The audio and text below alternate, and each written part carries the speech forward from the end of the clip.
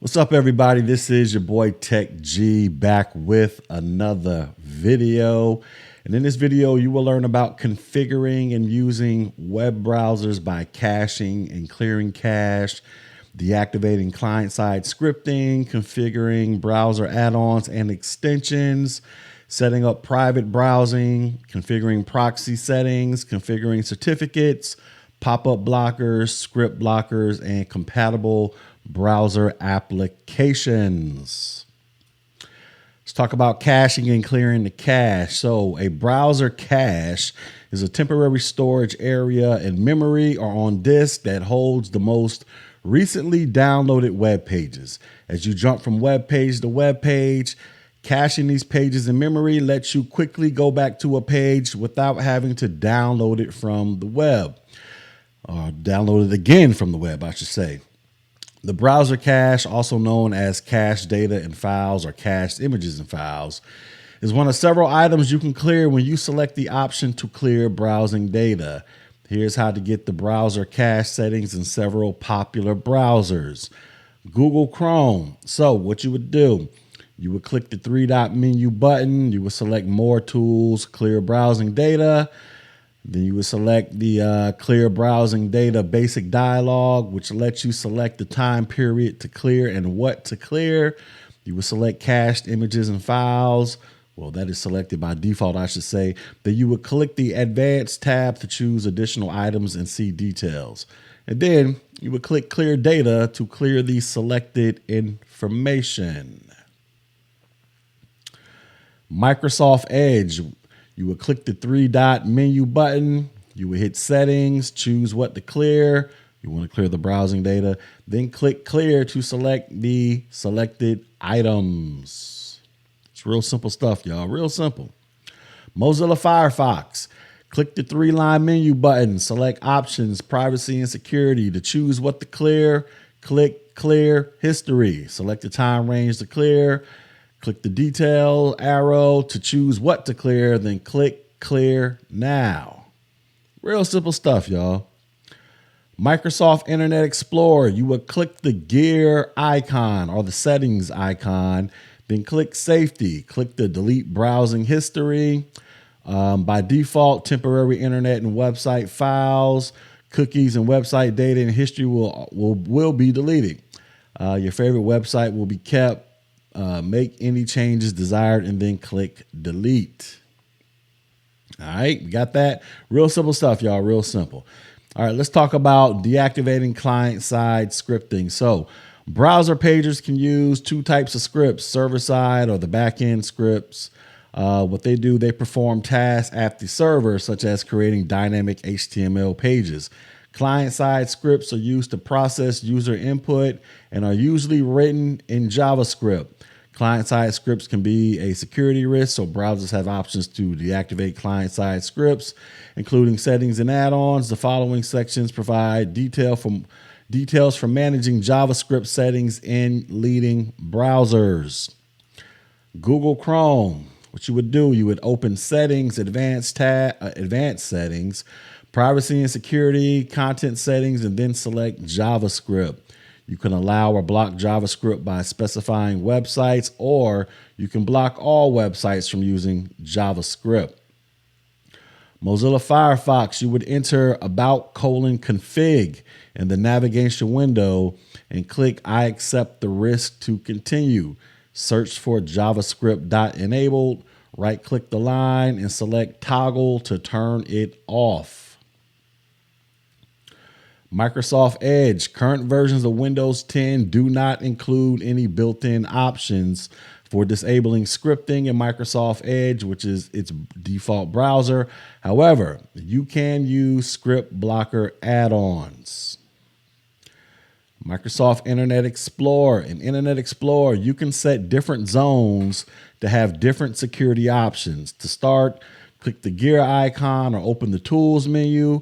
Click the Internet options, then click the Security tab, and then click the zone to change, typically the Internet zone. Click Custom Level to change scripting settings. Scroll down to the scripting section and select Active Scripting. Click disable. To disable all scripting. To enable all scripting, click enable. To be prompted when a page has a script, click prompt, click OK, then OK again. On the next dialog, to close the window. Browser add-ons and extensions. Browser add-ons and extensions enable users to customize a browser's features and add additional options. Browser add-ons and extensions can be used to display potentially dangerous scripts. Exactly what you can do with your browser with extensions varies, but there are plenty of options.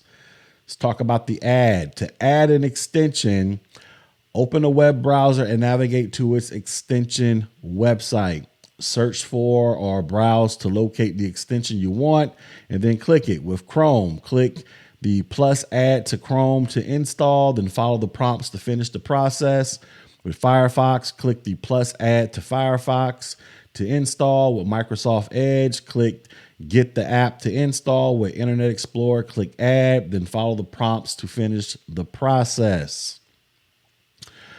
Enabling and disabling. So after you install an extension, you may need to enable it before you can use it. Google Chrome enables extensions automatically.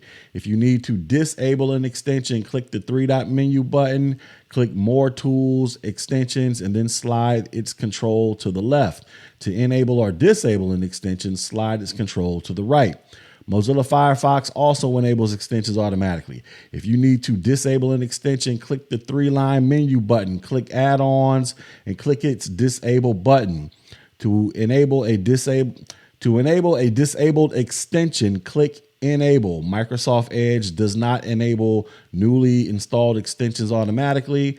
After you install an extension, Edge prompts you to turn it on or keep it off.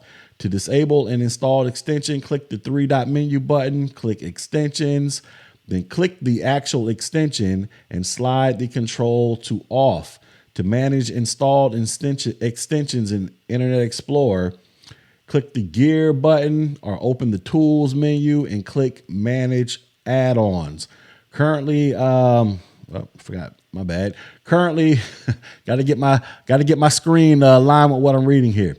Anyways, currently loaded toolbars and extensions are shown first. To see all add-ons, select the option from the show menu at the lower left. To enable a disabled extension, click it, then right-click it and choose Enable. To disable an enabled extension, click it, then right-click it and choose Disable. Let's talk about how to remove these things. So if you decide a particular extension isn't what you want to use, you can remove it. To remove an extension in Google Chrome or Mozilla Firefox, open the extension dialog and click the extension's remove button. To remove an extension in Microsoft Edge, open the extension dialog, click the extension to remove and click uninstall. To remove an extension in Internet Explorer, double click it and click remove from the more information dialog. If the remove option is not available, use the add remove programs dialog in control panel to uninstall it. You might need to close and restart your browser to complete the process. With some browsers, you must enable an extension before you can remove or uninstall it. Let's talk about private browsing. A private browser allows you to use a shared computer or someone else's device while preventing your passwords, search records, and browsing history from being saved on that device. However, private browsing does not prevent your activity from being visible to corporate monitoring if you're using a corporate computer or your ISP or your internet service provider. Downloads and bookmarks will be saved. In Google Chrome, this feature is called incognito. So that's what it actually looks like. You've gone incognito.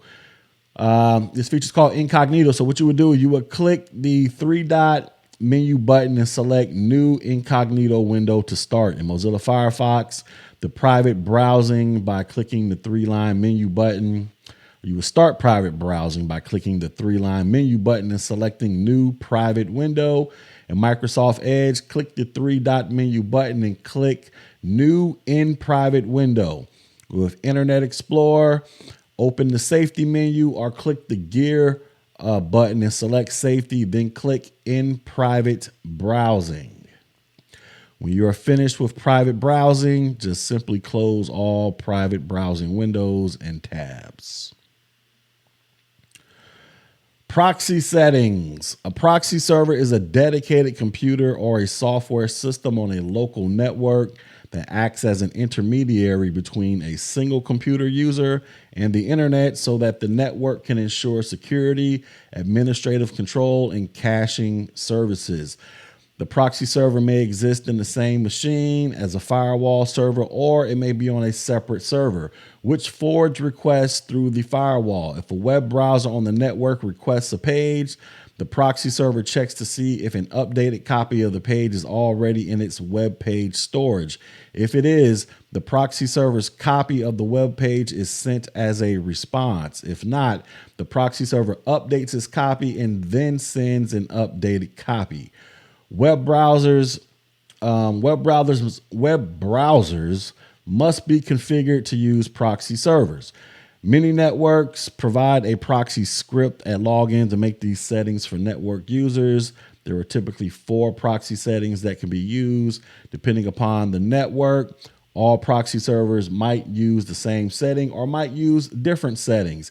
And those settings are as follows. You have HTTP proxy, which is used for web browsers, SSL proxy that's used for secure socket layers or SSL encrypted web traffic, FTP is used for file transfer protocol, and then the SOCKS host used for socket secure connections for exchanging network packets. The user may be prompted to select the version of SOCKS host to use.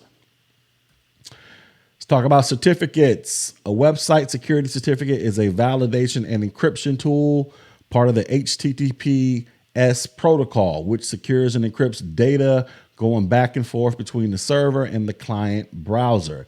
It is issued by a trusted security authority, and also known as a CA, who verifies the identity of the owner of the website.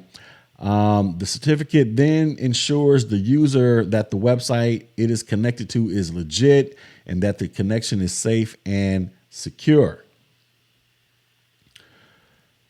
A valid certificate is a certificate that is issued by a recognized certificate authority for the company that owns the website and has a current date range. An invalid certificate has one or more of the following problems. It is either expired, which means certificates are good for a specified date range. If you visit a secure website after the date range of the certificate is expired. Another issue is the wrong host. The certificate being used by a website does not match the name of the owner.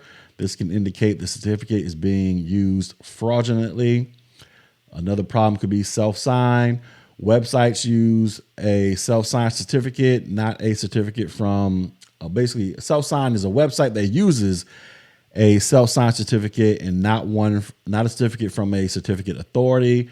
If you have untrusted root certificates, the issuer certificate is unknown, or then you have a revoked certificate. So the certificate has been revoked by the certificate authority. Talk about pop-up blockers. A pop-up blocker is any program that prohibits a pop-up at some point in time. This may consist of multiple internet windows or actual pop-ups caused by coding on a web page. Generally, pop-up blockers are installed to avoid pop-up ads from web pages.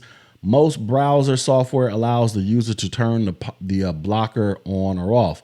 Pop-ups have been used for advertisements as well as fake virus infection scares, but they are sometimes used for mapping and other desirable content. When a website displays a pop-up, the user is prompted to decide what to do. If you choose the option to allow pop-ups from a particular website, you can view and manage the list of allowed websites. To manage pop-up settings with Chrome, click the Manage button or open up settings /content/pop-ups. To manage pop-ups with Firefox, click the Edit Pop-up Blocker Options or the Preferences, Privacy, and Security menu. To manage pop-ups with Microsoft Edge, you must use the Windows Registry Editor. Script blockers. Google Chrome offers extensions such as Script Safe and Script Blocker. These and others are available from the Chrome Web Store. Firefox can use add-ons such as No Script Security Suite and uBlock Origin. These and others are available from the Firefox add-ons website. The Microsoft Store's extension for Microsoft Edge website includes several ad blockers and the script manager uBlock Origin. Compatible browser for applications. So if you are unable to use your browser for a particular website, check the following. Check your browser version against the website's list of approved browsers. Make sure you are using the latest version of the browser and turn off any script blocker software. Now, as a caution, if a warning your current browser is outdated message pops up and a clickable link can be used, and the clickable link pops up, understand that this message and clickable link can be used to trick users into installing malware. If you need to update your browser, visit the browser vendor's official download website. Don't click a link. Instead, close the browser window. Some applications that work with browsers will work only with certain browser versions. Internet Explorer includes a compatible view setting that can be used to enable it to display pages that were designed for older versions of Internet Explorer. All right, so that is our class, ladies and gentlemen. So let's get into some check on learning, shall we? First question, you are preparing a surprise party for a coworker who shares your computer. How can you hide your searches? Would it be clear the cache? Would it be turn on proxy settings? Would it be refuse security certificates? Or would it be use private browsing? So you want to hide your searches from your coworker on a computer that both of you two share. What you would do is you would use private browsing. Remember, private browsing allows for you to hide whatever it is that you're searching for, passwords and things like that. It will not hide it from your ISP, and depending upon how your corporate network is structured, meaning the people who work in the IT department at your job, it may not hide it from them either, but it can at least hide it from your coworker. Question number 2, you were trying to log into an e-commerce website you use frequently. You have recently installed some browser extensions and suspect one of them might be causing problems. Which of the following types of extensions would you disable first? Would it be translation? Would it be pop-up blocker? Would it be script blocker? Or would it be screen capture? So you're trying to log into an e-commerce site that you always use. Some brand new browser extension that you installed is causing issues. How do you fix this problem? What's the first thing you're going to do? First thing you're going to do is disable the script blocker. Because obviously your website is preventing whatever script is associated with that extension from doing what it's supposed to do. Final question. Your client calls on Saturday and asks how to view certificate information for a secure website. What should you tell them? Should you tell them to click the padlock, then click the certificate link to view the certificate? Should you tell them only certificate authorities can view certificate information? Should you tell them press Control Alt Delete and select certificate manager? Or should you tell this person certificate information can only be viewed Monday through Friday? So they want to figure out how to check their certificate information on a secure website. And how they would do that is by clicking the padlock, then click the certificate link to view the information. Certificate information is available 24 hours a day, 365 days a year, assuming that a website has one, ladies and gentlemen. A legit one, I should say. All right, so that is our class. So in summary, we have talked about configuring and using web browsers, where we discussed everything from caching and clearing cache, deactivating client-side scripting, configuring browser add-ons and extensions, setting up private browsing, configuring proxy settings, configuring certificates, pop-up blockers, script blockers, and then we talked about compatible browser applications. For more information on this, please visit my website, technologyg.com, so that you can get read up on the latest and greatest to help you successfully pass your CompTIA IT Fundamentals certification exam. And until next video, ladies and gentlemen, peace.